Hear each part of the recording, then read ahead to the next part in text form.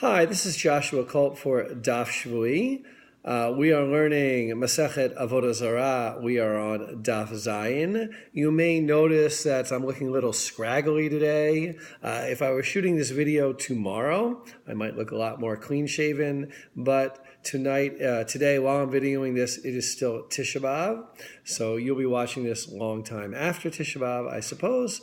But you'll be understanding if I'm a little tired because it's the end of the day and I have been fasting. I hope you had an easy fast if you chose to do so a couple weeks ago. So we're learning Daf Zayin, and I wanted to go over just very briefly something that comes up in the middle of like a side issue about the machloket between Rabbi Yeshua ben Korcha and the Chachamim. The story begins with somebody quoting the halacha, right? Just let me go back for a second, where a sage says the halacha is according to Rabbi Yeshua, and Rabbi Yeshua ben Korcha, and Rav Yosef turns his face around from him, and he says, look, I know you needed to say the halacha was with Rabbi Yeshua ben Korcha, but why did you need to say the halacha was like Rabbi Yehuda? Right? I'm not going to even look at you. You, Rabbi, should never say anything that is overly obvious. And that's also very interesting in the context of a Talmudic discussion, that rabbis had to say things not only that were correct, but were not too correct. I always like to tell my students there's like a place on the range of things. If you're too correct, you didn't even need to say what you're saying. If you're too incorrect, then you're simply wrong. You have to be correct and innovative. Not an easy task for a rabbi. So he says it's obvious. The halacha is like the stam, the machloket v'achar kach stam. First we have a machloket, and then we have an anonymous mishnah. We have a dispute and then an anonymous mishnah. The dispute is in Bava Kama, and the anonymous mishnah is in Bava Metzia. And this gets us into the interesting issue of the order of the Masechtot and the issue of the Bavot. Bava means gate. So literally translated, Bava Kama means first gate, Bava Metzia means second gate, or second part really, and Bava Batra means third part.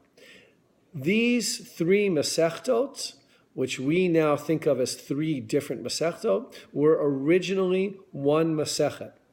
It is actually very easy to see this. But what's more interesting to me than the fact that originally they were one Masechet is that by the time it gets to the Bavli knows that these are not still one Masechet.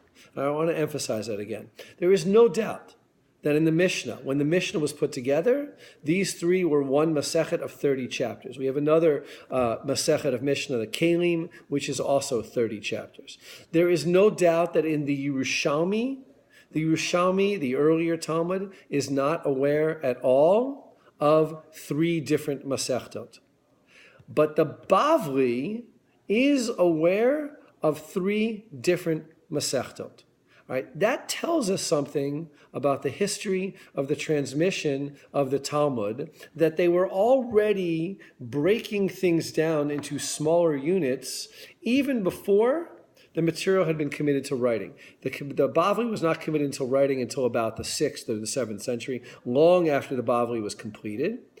This sugya may be late, this passage may be late, but it's still part of the Bavli. And for some reason, probably because the oral memorization had just gotten so long, it was more convenient to begin to think in their minds of three different Masechtot, as opposed to one Masechet. It actually tells us quite a lot about the oral transmission of the Talmud, about the early days of the development of the Talmud. Some kind of switch. The Yerushalmi's version of Nezikin is very, very brief. It's actually extremely brief, notoriously brief. There's been a lot of scholarly work on that. And the Bavli's version of Nezikin is expansive.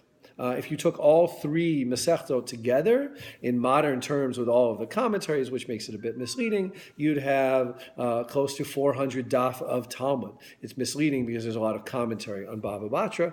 Nevertheless, it's voluminous. And you can see how in that short period of time from the end of the Yerushalmi, let's say around the year 350, 360, to the year, let's say 450, 460, maybe a little bit later than that, in Babylonia, the material swelled to being this enormous corpus that we're used to today. Scientifically, modern, critically speaking, it's a very interesting topic, and I hope you've enjoyed this sort of deviation into modern critical Talmudic study.